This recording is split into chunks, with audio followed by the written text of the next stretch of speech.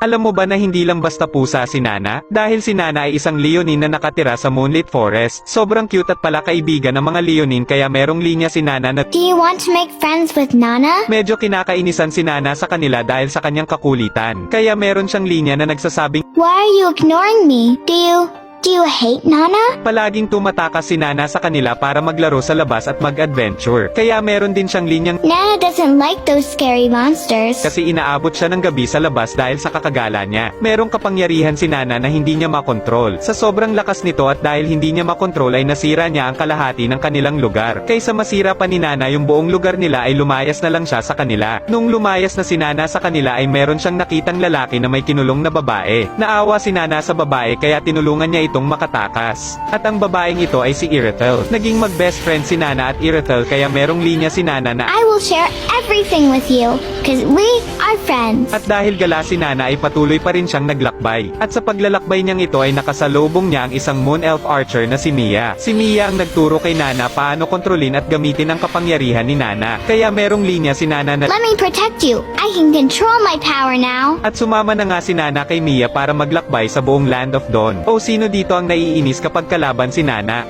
Mama told me not to judge others.